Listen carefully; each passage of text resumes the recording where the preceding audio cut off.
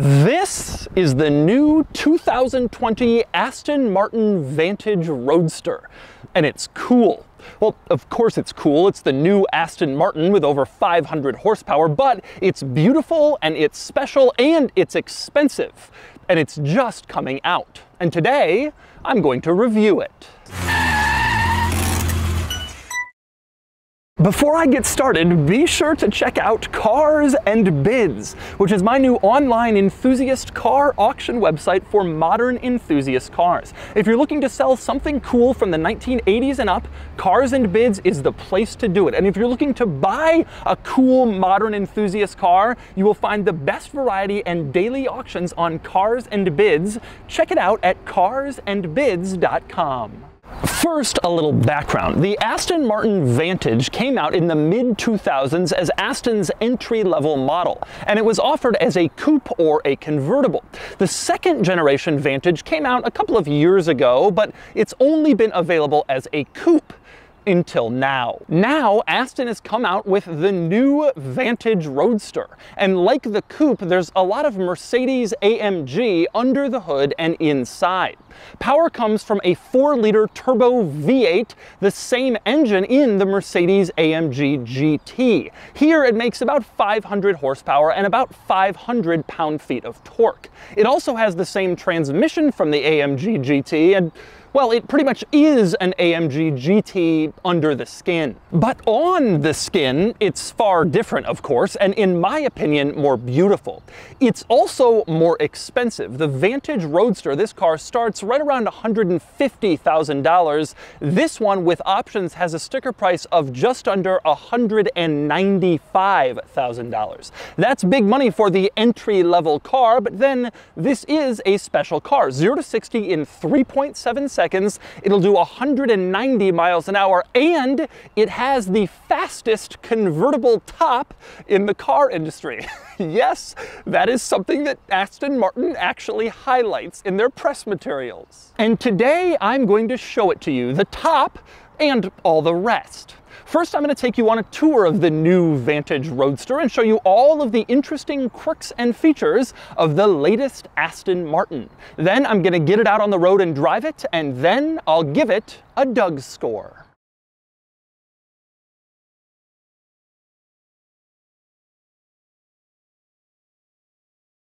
All right, I'm going to start the quirks and features of the new Vantage Roadster with getting in, and that means starting with the key, which is massive. You can see just absolutely huge. It like takes up my entire hand, which is especially an unusual trick because it only has 3 buttons: lock, unlock, and the trunk.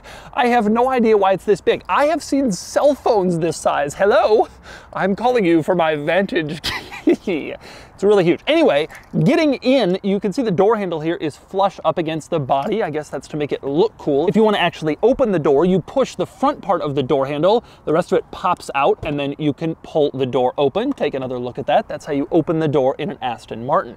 Now, when you open the door, you will notice the door doesn't just open straight. Instead, it opens up a little bit. Aston Martin calls this the swan door. Not quite a gull wing, but a swan. They do this for 2 reasons. One is because it's a low car and you'll want it clear curbs when you open the door. You don't want the door to smack into anything, but also it just looks cool with both doors open, looking at it from the front. It looks, at least in Aston Martin's eyes, like a swan. I will say it is a neat look and it is very distinctive on Aston Martin models. But anyway, you climb into the Vantage, and I have to say the interior of this car is kind of a mixed bag. I would say that it's fine, but not great. There are some high points. For instance, I love the seats with these little holes in this pattern. It looks really cool, very different from other automakers, very distinctive. I also love the red stitching everywhere, Aston Martin embroidered in the seat. That all looks great.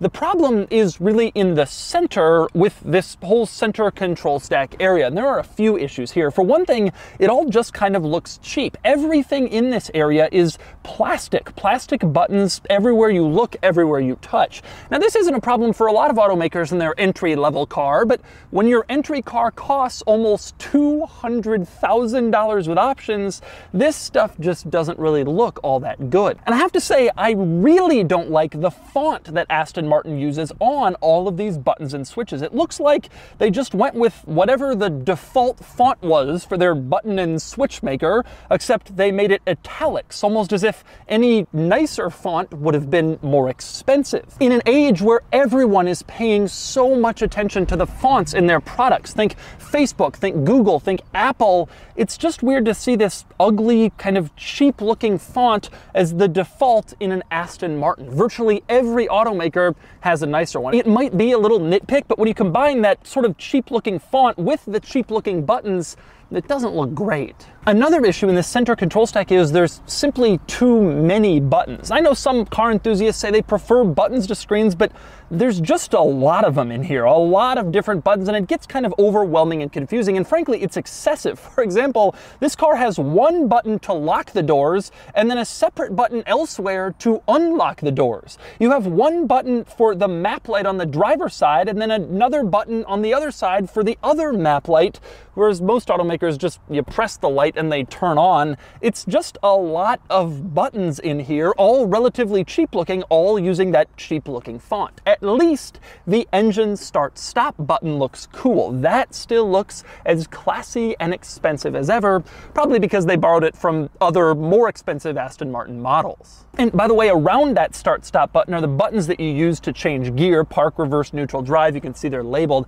I actually like the idea of buttons for this purpose in modern cars, kind of cleans up the center. The problem here, again, you have that ugly font. They just don't look that great, like you'd expect from an Aston Martin. And finally, one other drawback in this interior, frankly, is the climate vents. You can see the center ones right in the middle. They look fairly normal. Over on the side, they're the same climate vent, just sort of tilted, which is a little bit odd. When these climate vents first came out in Aston Martin models, it was maybe like 4 years ago, and they seemed pretty normal. But since then, automakers have gone to great lengths to conceal their climate vents, or at least make them look cool and kind of out of sight. This car, they're right in your face, and they don't really look all that good. These sort of plastic rectangles, again, not really the best look in this interior. And next up, another thing you notice in this interior, especially if you have spent time in modern Mercedes-Benz models, some of the switchgear is from Mercedes-Benz. For instance, the little dial to turn on the headlights is right out of various Mercedes-Benz models from a few years ago. Same thing with the turn signal stalk, Mercedes-Benz, and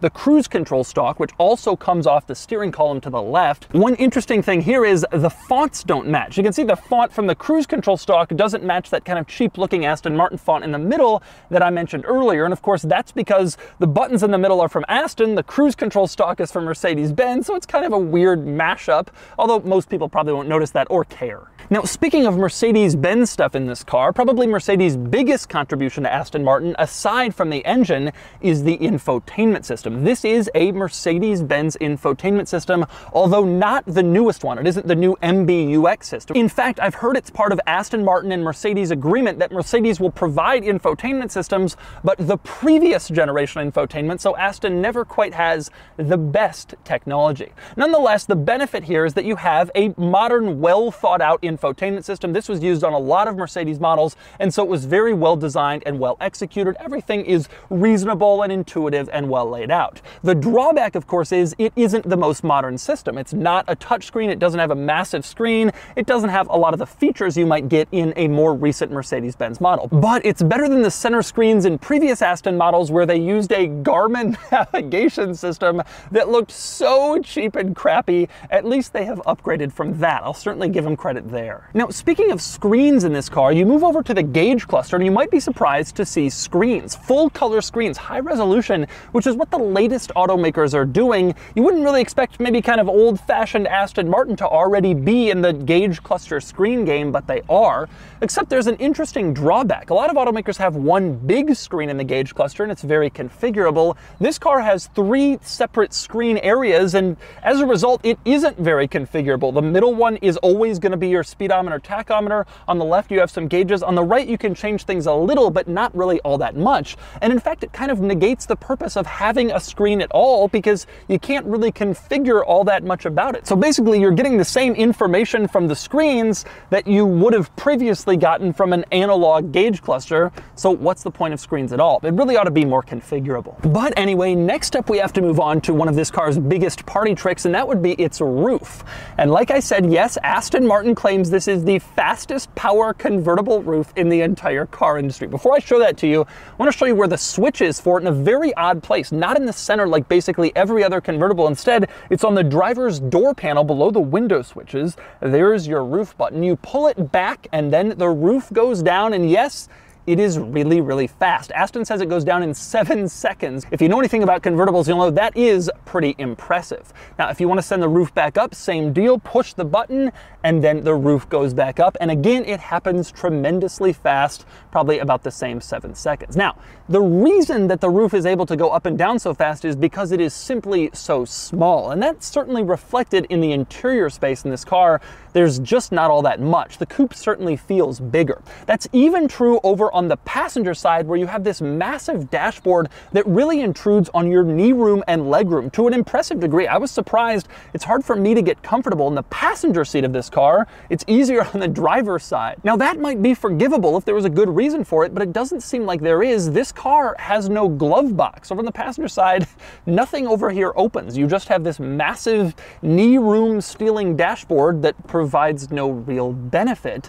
It really is a shock. With that said, if you're longing for a glove box in this interior, there is storage between the seats. You can see this little compartment here. To access it, you press this button above the compartment, the same type of button you would use to switch into gear. The compartment opens up and that's your glove box. But anyway, next we have to move on to the most ridiculous part of the interior. That would be the hood latch, which is not in the driver's footwell like every other car. Instead, it is in the passenger's footwell. You pull on this red tab and that unlatches the hood. Aston Martin is a British company. This car is engineered initially for right-hand drive markets, and unlike everyone else, they don't move over the hood latch for left-hand drive markets, so the passenger is the one who opens the hood from their footwell. It is a crazy cost-cutting decision. And next up, we move under the hood. And by the way, the hood is a huge panel, absolutely massive, rolls sort of over the fenders, a very large hood, characteristic of modern Aston Martin models. But anyway, you get under here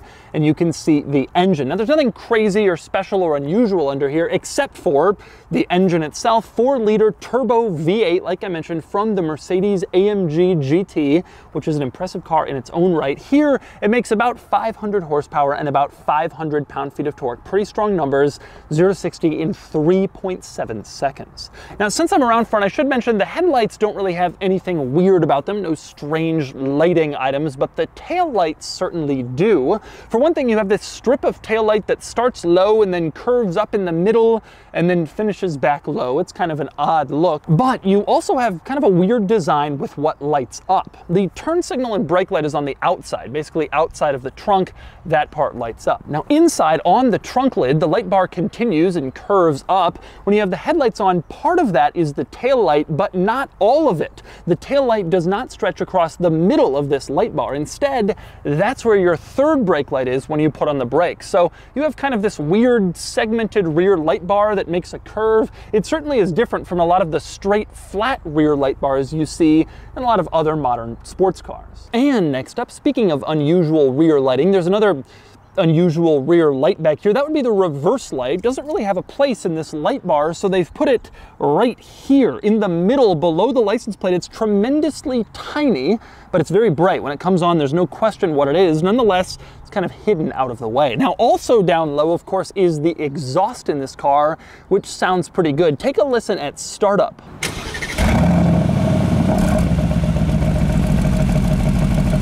Now, that does sound good, but it gets better. Press this little button on the steering wheel marked S, and that will change the car from Sport mode to either Sport Plus or Track. Once you have it in Track, take a listen to the exhaust then.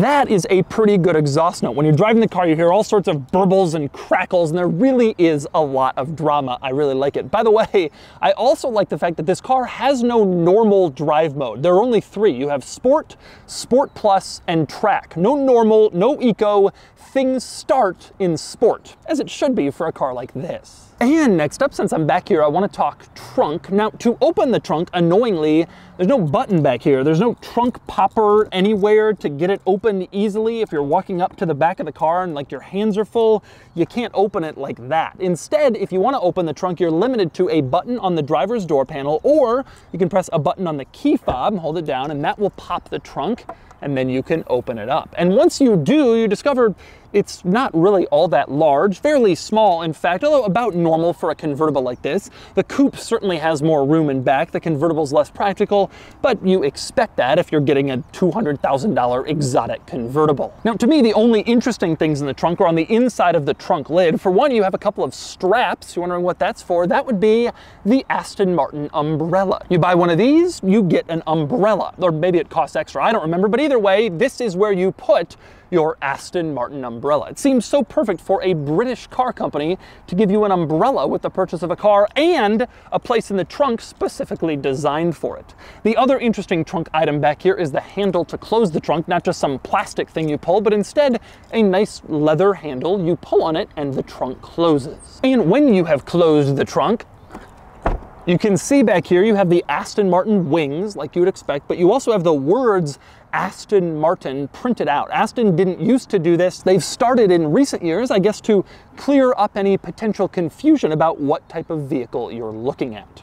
Now, speaking of the outside of this car, I have to say, I think it is beautiful. It is a little fussy around back with this rear light bar thing, and it might not be as clean as the original Vantage, but this is a gorgeous car. Really handsome. Everybody looks, stares, comments. It may not have the nicest interior, it may be a little expensive for what it offers, it might not have the best infotainment, but it probably is one of the most beautiful modern cars on the road, especially at this price point. A truly gorgeous car, another great design from Aston Martin. And so, those are the quirks and features of the new Aston Martin Vantage Roadster.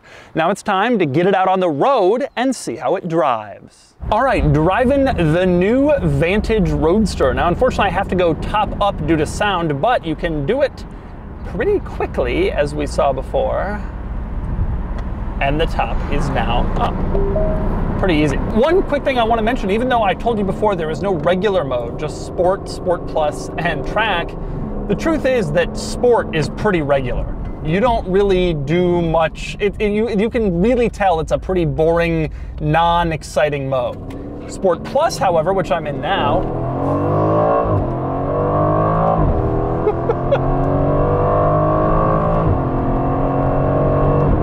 this car, I really like the driving experience, and I must say I like it in the AMG GT as well, but in an Aston Martin you just feel more dramatic. You feel like there's more going on, and that's kind of cool. The exhaust note when you're in Sport Plus or Track is really cool. You get some great downshifts, and you also get some great crackles and pops at lower speed. It sounds really nice in here. And it also handles well. This car is tremendously sharp to drive, to steer, which is not entirely true of the previous Vantage. I owned the last generation Vantage, and it just wasn't really all that quick to move around. It was a fine car, but it wasn't extra special. This one feels a lot more aggressive, a lot more true sports car-like, more exciting, more fun. The issues that I have are, number one, it's expensive. You can get an AMG GT for a lot less. Now, that's not an Aston Martin, which is true, but it's the same engine. I mean, it drives the same, and it's not like Mercedes AMG GT is exactly a bad name brand. The other problem I have, the big problem, is just this interior is not really that great, especially for a car that is brand new. You know, the Vantage only came out 2 years ago. Aston Martin takes their car 10 years before a redesign, so we're gonna be stuck with this interior for a while. And it already is outdated, and it already kind of looks a little crappy. Still, I see some real benefits. One is Aston Martin provides incredible bargains, lease deals, deals in general. You can go into an Aston Martin dealer, you can certainly negotiate, you can get good leases, and that makes the car kind of appealing, because when you start comparing it to 911s or even to AMG GT, with some of the deals they offer, it's not that different. And we'd all rather be in an Aston Martin, let's be clear. And especially this one, which is pretty cool. And then your only drawback really is the interior, but it's not that bad. You can live with it to say that you're in the beauty of an Aston Martin. But I do think it's pretty wild that a company so focused on design and appearance and attractiveness would design an interior that is this not great. Overall, in my opinion, this is a good car. The convertible makes it even better. I always prefer convertibles to coupes, which I know makes me at odds with a lot of car enthusiasts, but it's just better, especially where I live in Southern California. I love the convertible. It's just expensive. It's expensive for what it is, and I think this car is best bought either used or with some sort of bargain. But it is a fun, fast, good-looking car It has a few drawbacks here or there. And so that's the new Aston Martin Vantage Roadster.